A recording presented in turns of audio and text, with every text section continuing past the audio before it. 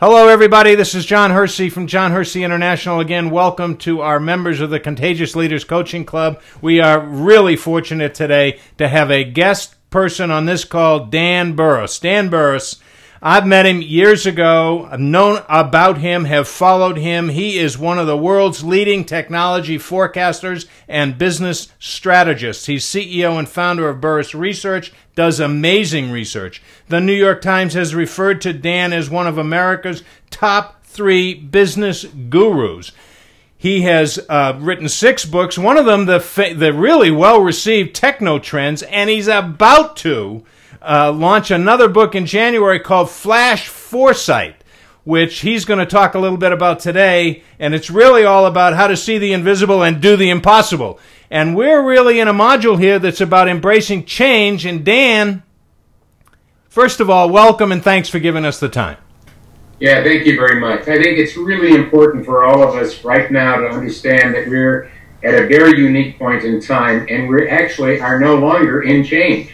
We're in what I would call true transformation. Now, let me define that for a minute, because a lot of people are using the word transformation, but they're really talking about faster change. When I was a young guy and I wanted to listen to my music, I had an album. It was a round album about this big, and if I wanted to listen to my Led Zeppelin and my Pink Floyd and my Jimi Hendrix and my Allman Brothers, you're starting to get my vintage already. It would be one album per large spinning disc, and it was spinning at 33 1/3. As I got older, there was a welcome change that came along. And what that change, that technology-driven change is it allowed me to get one album per smaller spinning disc. It was called the CD, and I no longer had discs and scratches. I liked it so much that I bought all my old stuff again, except this time on CD, and I love it. Today, I've got all my music with me at all times. It's also my phone. It did not change how I listen to music. It transformed how I listen to music. And of course, I'm talking about an iPhone or a Droid or any other device that you might have that's similar. It didn't change me, it transformed me. Well, in that same way, we're about to transform how we market, how we sell, how we communicate, how we collaborate, how we innovate, how we teach, how we learn, how we train, and by the way, the list goes on. So I would say we're going to have to embrace transformation, not just embrace change. Here's one of the reasons why I'd like us to understand. There are 3 driving forces that are huge, that it's very helpful to shoot now. They've been around for a long time, but they're doing something they've never done before. One of them is processing power. Now, you've all heard Moore's law. Processing power doubles in 18 months as the price drops in half. Been around for decades. But that does not create a graph that looks like this. It creates a graph that looks like a hockey stick, like that.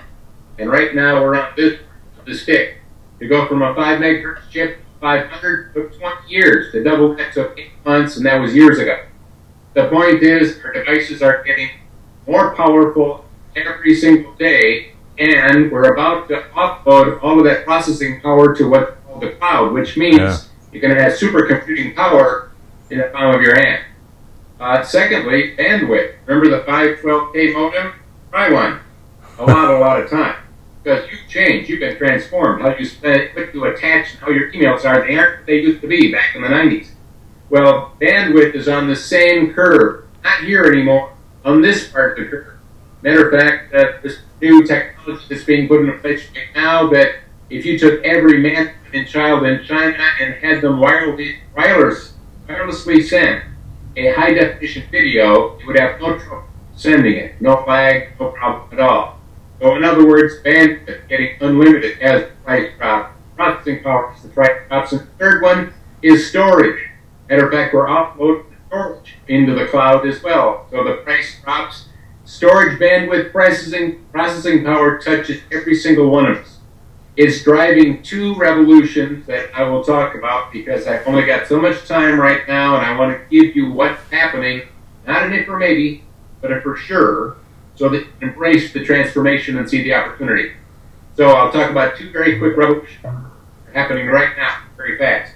One revolution is the hardware revolution, the other is the software.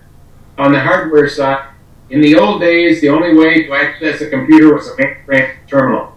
Then laptops got powerful enough, pardon me, not laptops yet. First it was desktops. And desktops at one point got good enough that that became our main tool. Important to note that the mainframes and terminals didn't go away. Our main tool became the desktop. Then, as I was about to say, laptops got strong enough and powerful enough that they became our main tool. But of course, desktops and mainframes didn't go away. Well, right now, we're getting our computing device becoming our smartphone and our smart pad. Think of the first smart pad as the iPad, more, and soon the iTV, the smart TV. Once again, this hardware revolution is like no other one that we've had, because unlike a laptop and a desktop and a mainframe, I've got my computer in my pocket and my purse. I've got it with me at all times, 24/7, because it's also my phone and it's a multimedia computer, and I can even do video conferencing on it. That is transformation. Software, well, in the old days it had to be enterprise software. But now we've just changed from enterprise software to something else, something that's extremely powerful. And that enterprise software now, pardon me, the next phase of it was software for our PCs, which was, of course, like Microsoft Office would be good at that. Now we have apps. The app revolution is gigantic because I don't need a large IT infrastructure to download an app. It doesn't cost me a lot of money. Many free. If I don't like it, I push a button and I delete it. And whether I've got a Droid or a BlackBerry or any other smartphones, the unique combination of apps that I put on my device makes my iPhone my phone. It makes my Droid my Droid, not just manufactured.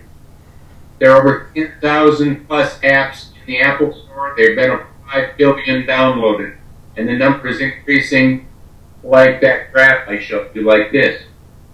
So these are not ifs or maybes.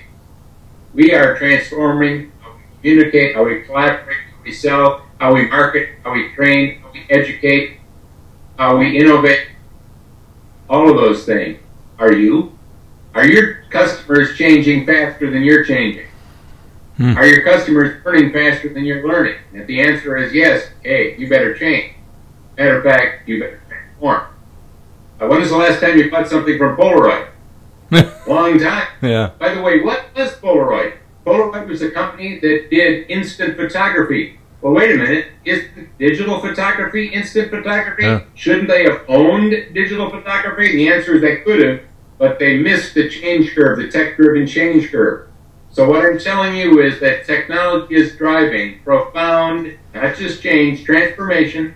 It's not an if or maybe. It's what I call a future for sure. I'm hoping to give you a flash foresight right now and help you to see I need to act now, because this isn't something that's here today, gone tomorrow. It's not a cyclical change like the weather or the stock market. It's a linear change. Change that once it happens, you aren't going back. Just like that iPhone or smartphone that you have, that iPod that you use. You aren't going back to CDs or rectangles unless you're a tool. So, Dan, let me ask a question then. Given all that you've just talked to us about, what are 3 things that, you know, we work with a lot of mid-level management people aspiring to be leaders, leaders in their own department. What do they have to get in front of? Well, first of all, we have to realize that a manager changes how people behave. A leader changes how people think. And I think if we are leaders, we've got to change how we think before we can change how they think. And I want us to change how we think about the future, because it's going to be far more than what you thought. And the opportunities are far bigger. Don't get fogged in by all of the economic crisis and all the things that are going on and all the foreclosed homes and all that stuff. It keeps you from seeing the mountain of opportunity that I'm describing that's right in front of you. So it is human nature to embrace, it's human nature to actually protect and defend the status quo. Right. But we need to get over it. We need to get over it faster. And the place to start is to ask yourself about the future. What am I absolutely certain about in my industry, with my customer? What kind of trends do I see taking place that are not here today and gone tomorrow, but are getting more powerful? Probably they're technology-driven trends. And then ask yourself, how could we capitalize on that? In my book, Techno Trends, I shared a strategy that was very powerful. I said, you want to give people the ability to do what they currently can't do, but would really want to do if they only knew they could have done it. In other words, if you ask customers, what would you like, and you give it to them, you miss the opportunity because they will under-ask. Nobody asked for an iPhone, nobody asked for an iPod, nobody asked for eBay, and nobody asked for Amazon.com, yet they're multi-billion-dollar companies. So we have to instead ask ourselves, what are our employees and what are our customers, what is their near future based on what we are certain about, and there is much that we can be certain about based on what I just said. And then secondly, what are the opportunities for us to not just bleed, but rather to lead that revolution that will happen with us or without us. Those are great, great insights, Dan. So short of me going out and buying an iPad, what do I need to do tomorrow? Actually, you know what? That's not a bad idea. Huh. Here's what I mean by that. One of the revolutions that I described was the hardware revolution. The other was the software revolution. Right. If you don't currently have a smartphone, at least get yourself an iPad Touch. You can get a used one on eBay, cheap, because it will work all of the Apple 3,000 Apple apps without even having to have a phone plan, and that's cheap. So if you haven't experienced apps, it's time to start experiencing them. If you're thinking about getting a phone and you're debating Droid or any of the others, actually, I've got all of them. The iPhone 4 is hard to beat. They just have knocked it off. It's unbelievably great. The others are okay, but that one is like really the gold standard. So why not just go there? You'll find the productivity increase huge.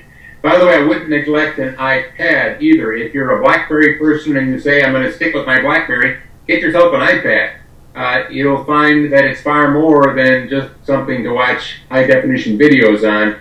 It's an unbelievable platform that, well, once again, it's transformational. It's a whole different ballgame.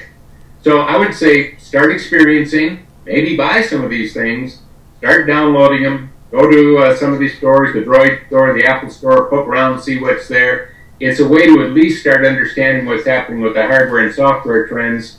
There are more driven by that giant cycle that I talked about, processing power and so on, but we only have so much time now, and I want at least to get you to realize you can't wait. It's happening now faster than it's ever happened. The time to begin is now. So for those people out there who are frustrated with the amount of technology in our life, the reply is get over it. And we have to get in front of technology, as many of us have sort of taken on. Email can be heaven or hell. Don't blame the email. It's how you're using it. The point I'm making is that technology is not good or evil. It's how we use it. It's not the tool. It's how we use it. It's kind of like it's not what you say. It's how you say it. How you say it. It's not what you do. It's how you do it. So if you're having trouble with technology, I wouldn't necessarily blame the technology. Actually, I'd hold up a mirror, look at myself in the mirror, and say, what am I doing wrong with this technology? Well, you know, and it's good advice just to say to ourselves, where am I in my career? Where am I in my life? Where am I in my development? Where do I need to improve? And what are the areas that I need to improve on? You've told us that it's all in technology, the hardware, software, that we have to get in front of this, otherwise we're going to be left behind. And one other little point I'd like to add, and that is, you don't need to be a technologist or a nerd or any of that to be able to do this. As a matter of fact, in some ways, you don't want to be. The older you are, the more experience and wisdom you have. Great, leverage it. You just have to know what the new tools are. You can't, if you are playing with the old tools, it's hard to profit. But if you're using some old tools and some new tools with your experience and your wisdom, you got something. If you're young, well, great. You don't have the experience and the knowledge, but you understand the new tools. Actually, I'd like to end the war between the young and the old in our organizations and get the young helping us to understand the tools and get the older ones to use their experience and their mentoring wisdom to help decide how to use these tools. It's actually a perfect fit. It's a great fit. It's a great fit. So everybody out there in Contagious Leaders Coaching Club land, you have been blessed to have spent some time with America's top 3 business gurus, Dan Burrus. Watch out for the book, Flash Foresight, How to See the Invisible and Do the Impossible. Dan, I can't thank you enough to give us the time, and we're going to sign off to all of our participants, as we always do, by saying, be well and be contagious.